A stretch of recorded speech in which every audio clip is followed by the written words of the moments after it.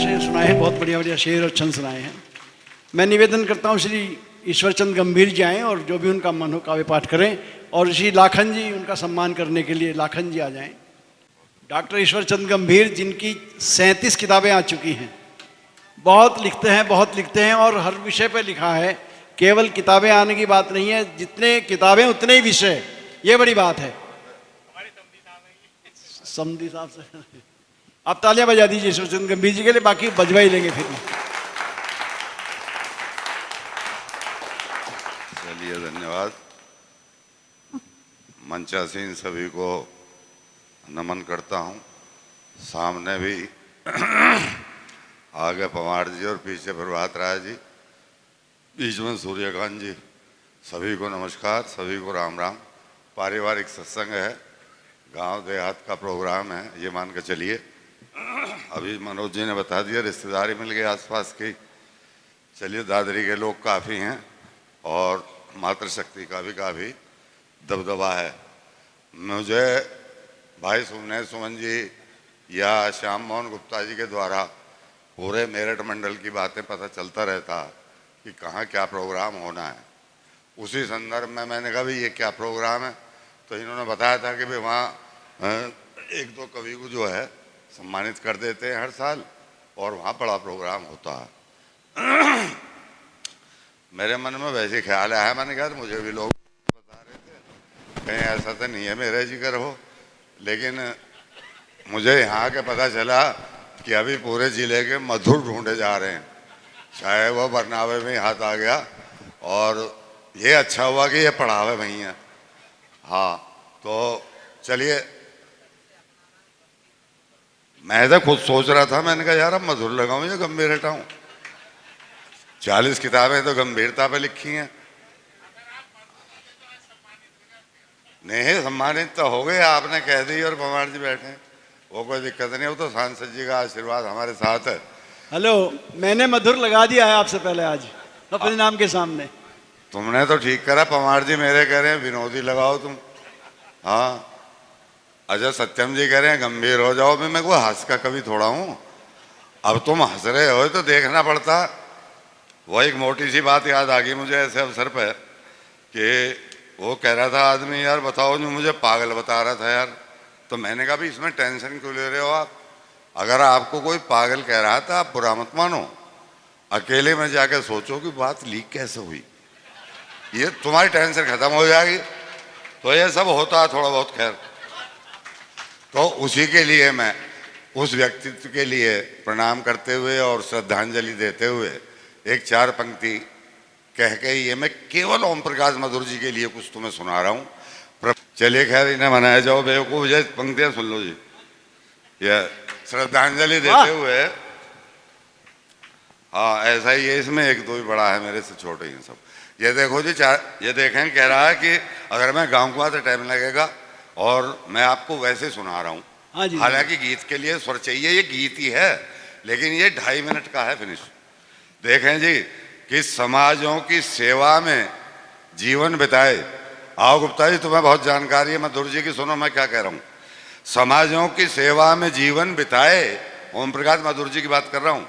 समाजों की सेवा में जीवन बिताए, जहां भी रहे देश के काम आए।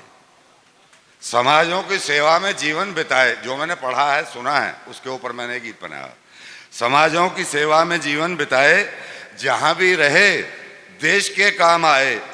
जो बिखरे हुए थे उन्हें साथ जोड़े, जो बिखरे हुए थे उन्हें साथ जोड़े, छुआछूत मतभेद के बांध तोड़े। अभी आपने देखा होगा कि गलती से समझ रहे थे किसी को ब्राह्मण, पता चला निकले गुजर। तो आप यहाँ देश का सारे का ही ये किस्सा है। पता चला कि चल रहा प्रोग्राम किसी और चीज का, यहीं कोई 27 की तैयारी कर रहा। तो ये सब चीजें देश में चलती रहती हैं, आप उस पर ध्यान दो। वो ऐसे थे कि जो बिखरे हुए थे उन्हें साथ जोड़े, छुआछूत मतभेद के बांध तोड़े। मधुर थे मधुर भाषी सबको लुभाए, मधुर थे मधुर भाषी सबको लुभाए, जहां भी रहे देश के काम आए। और देखें एक बंद के, किए काम जनहित में जो भी किए काम जनहित में जो भी किए, रहे राजनेता वो जब तक जिए।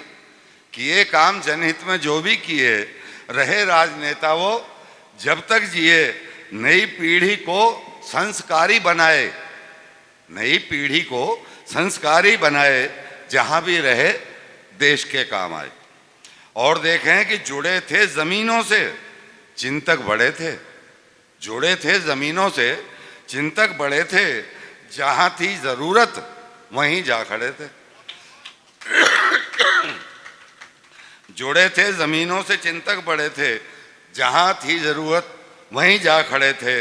विचारक थे वो राष्ट्रभक्ति जगाए, विचारक थे वो राष्ट्रभक्ति जगाए, जहां भी रहे देश के काम आए।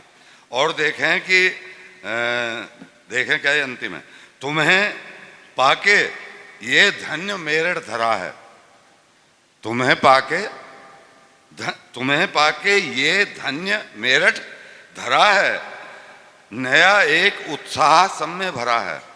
तुम्हें पाके ये धन्य मेरठ धरा है, नया एक उत्साह सब में भरा है। तुम्हें आज हम सब ने ये सर झुकाए, जहां भी रहे देश के काम आए, जहां भी रहे देश के काम आए। ये उस तरह से देखा जाए तो बहुत बड़ा उत्सव है।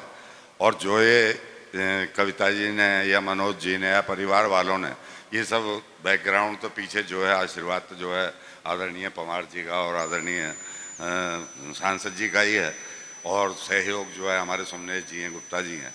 ये होते रहते, हम जैसे भी आ जाते हैं। देखिए, हम अगर अपने बड़ों को याद करते रहेंगे तो एक छोटी सी संभावना ये बन जाएगी कि हमारे लिए भी कल को 2 आदमी इकट्ठे हो जाएंगे। और अगर आप ये सोच रहे हो भाई हम कौन सा देखना आ रहे हैं, तो यहाँ तक कोई ना कोई खाई जाएगा, रोटी बन रही है जी। मैं तो ये हर आदमी चाहता कि सुमन मेरी श्रद्धांजलि करे। अब मुझे वही बलवीर खिचड़ी वाली याद आ रही है, जैसा वो एक आदमी लास्ट में सर्वे चल रहा था कि भाई जो इतने पैसे वाले हैं तो भुखमरी नहीं है, तो इन्हें क्या टेंशन होगी। एक बहुत बड़े उद्योगपति पे पहुंच गए, जो हाँ भाई हम सर्वे करने आए हैं, तुम्हारी गर्दन क्यों लटकी हुई है। कह रहे भाई लटकी हुई है, कोई हमें पैसे और उद्योग से मतलब थोड़ा नो, फिर नो हमें समाज की भी तो सोचनी पड़ती है ना। तुम्हें क्या लेना समाज से, तुम तो इतने बड़े उद्योगपति हो। कह रहा जी बताओ क्या है तुम्हें। कह रहा जी मुझे ये टेंशन है कि हर आदमी को मरने पर 4 आदमी की आवश्यकता है, लेकिन जब आखिरी आदमी मरेगा उसे सड़क कौन उठाएगा, बताइए। तो ये ले लेते हैं। खैर मैं अपना समाप्त कर रहा हूँ, और मेहनत तो करनी पड़ती है। मैं 4 पंक्तियाँ और देना चाहूँगा कि जो बिन किए ही पा गया कोई तो बताओ। वैसे इतने लोग नहीं आ जाते किसी के लिए। जो बिन किए ही पा गया कोई तो बताओ, संघर्ष बिना कौन खड़ा है ये दिखाओ। जो बिन किए ही पा गया कोई तो बताओ, संघर्ष बिना कौन खड़ा है ये दिखाओ। और ये ठोकरें ही मुझको सिखाएंगी संभलना, राहों से मेरी दोस्तों पत्थर ना हटाओ, राहों से मेरी दोस्तों। और अंत में यही कहना चाहूँगा कि बिखर गए, ये सब सराहनीय काम किया, कविता को आशीर्वाद देंगे, सब देंगे कि बिखर गए तो समेटेगा कौन ये सोचो, बिखर गए तो समेटेगा कौन ये सोचो। प्यार के रिश्तों को इस दिल में संजो कर रखिए, ये वो मोती हैं जो मिलते नहीं समंदर में, नेह की माला में इन सब को पिरो कर रखिए। जय हिंद, जय भारत। आपने मुझे अवसर दिया, आभार।